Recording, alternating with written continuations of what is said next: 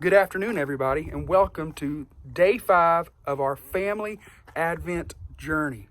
Today's devotion comes from Genesis chapters 11 through 12 and 15.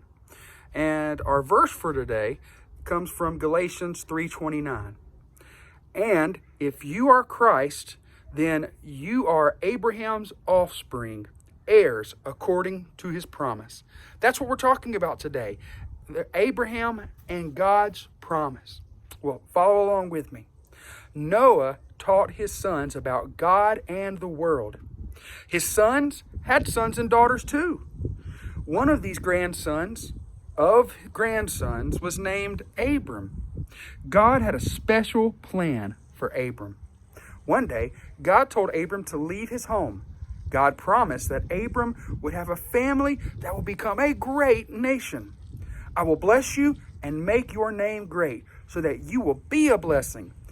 In you, all the families of the earth shall be blessed. That came from Galatians chapter 12, verses 2 and 3. But what is a blessing? How do you define a blessing? Well, a blessing is a gift of goodness from God, a part of his plan to bring us closer to him. God promised to bless Abram, and then through Abram, all the families on earth would be blessed too. They would have goodness. That was a big, important promise. Abram tried to believe God's promise. He did. He took his wife and all his possessions and went where God told him to go. But many years passed, and still he and his wife had no children. God knew Abram was afraid, so he spoke to him again. God told Abram to look up and count the stars shining in the sky. Hey, have you done that lately? It's really hard to do that. Might want to try that tonight. Go outside and see how many stars you can count without losing your place. It's really hard. He told Abram that his family would be as many as the number of stars in the sky. And Abram stopped feeling afraid, and he believed in God's promise.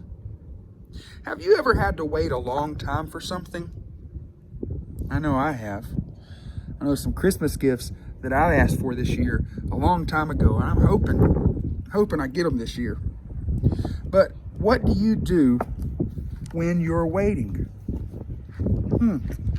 Maybe tonight with your family you could talk about those. How do you wait with patience without giving up hope? Well, hey, I hope you guys have an amazing night and your devotions go incredibly well. And we'll see you tomorrow at church. Bye-bye.